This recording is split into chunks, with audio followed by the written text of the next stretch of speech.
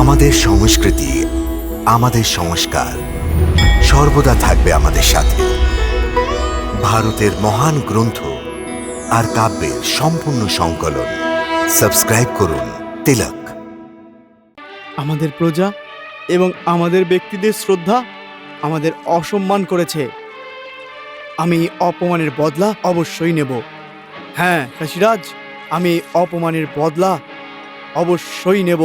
হ্যাঁ কাশীরাজ, হ্যাঁ কাশীরাজ, আমি এই অপমানের বদলা অবশ্যই নেব, অবশ্যই নেব। এবারে সব বন্ধ করুন স্বামী। এত বড় সর্বনাশ হয়ে যাওয়ার পরেও আপনি নিজের মিথ্যে মানের থেকে মুক্ত হতে পারছেন না। জেনে শুনেও অজ্ঞানী হয়ে আছেন। মহারানী তারা! চিৎকার করবেন না। আমি আপনার স্ত্রী, আপনার অর্ধাঙ্গিনী। আর একজন আদর্শ স্ত্রী হওয়ার কারণে আমার এটাই কর্তব্য যে আপনাকে বিনাশের দিকে পা বাড়াতে না দেওয়া, আপনাকে সত্য অসত্য, ধর্ম অধর্মের জ্ঞান দেওয়া। আচ্ছা, তাহলে এখন ভগবানকেও সত্যি অসত্যি, ধর্ম অধর্মের জ্ঞান শিখতে হবে, আর তাও তোমার মতো নির্মল স্ত্রীর কাছ থেকে। হ্যাঁ,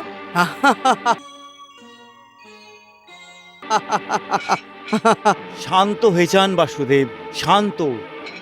মহারানী, আপনি বিনা কারণে আতঙ্কিত হয়ে বাসুদেবকে চিন্তিত এবং রাগান্বিত করে দিচ্ছেন। না ভ্রাতাশ্রী, আমি মহারাজকে রাগান্বিত করছি না, বরং এটা বোঝানোর চেষ্টা করছি যে তিনি এই পৌনরূপ নগরীকে আমাদের সবার চোখের সামনে শ্মশান বানিয়ে দিয়েছে।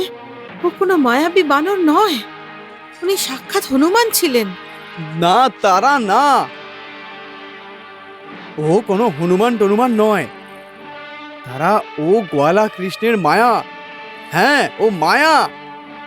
হ্যাঁ মহারানী, বাসুদেব কৃষ্ণের কাছে দূত পাঠিয়ে ওকে আবাহন করেছিল। সেই জন্য ও নিজের মায়া দিয়ে আমাদের বিভ্রান্ত করার চেষ্টা করছে।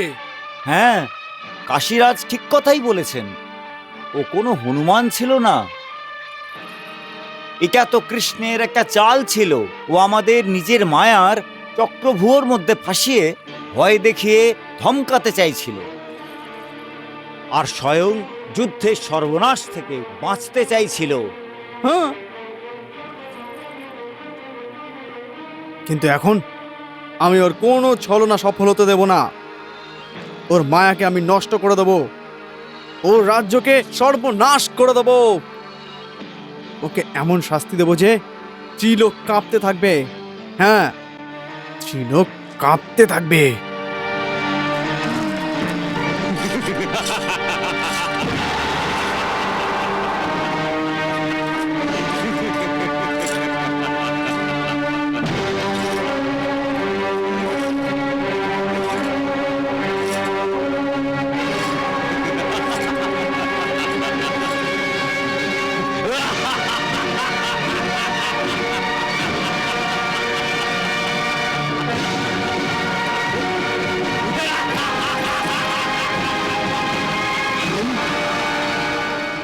তুমি কারাগৃহ থেকে কিভাবে পালালে? হ্যাঁ, অনুরাগ, তুমি মূর্খ, একজন মূর্খ।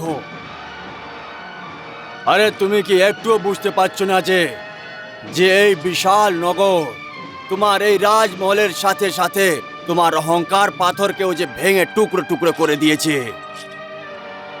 ওই সময় ঈশ্বরের ইচ্ছে অনুযায়ী তোমার কারাগৃহকেও ধ্বংস করে আমাকে মুক্ত করে দিয়েছে। আমরা তোমায় আমার থেকে বন্দি বানিয়ে দেবো। হ্যাঁ, আমার থেকে বন্দি বানিয়ে দেবো। ভাইপো, তুমি যতবার আমাকে বন্দি বানাও আমি ততবারই ছাড়া পেয়ে যাই। তুমি আমাকে মারার চেষ্টা করো আর তোমার এই ধান্দাবাজ ভ্রাতাশ্রী আহত হয়ে যায়। আরে তুমি তো তোমার রাজমহলেরই রক্ষা করতে পারলে না, তা সত্ত্বেও তুমি নিজেকে ভগবান বলার চেষ্টা করো। চুপ কর বুড়ো, না হলে। তা না হলে কি? যেতে দিন ওকে বাসুদেব, যেতে দিন। আপনি শুধু শুধু এই পাগল বুড়োর পাগলামি শুনছেন।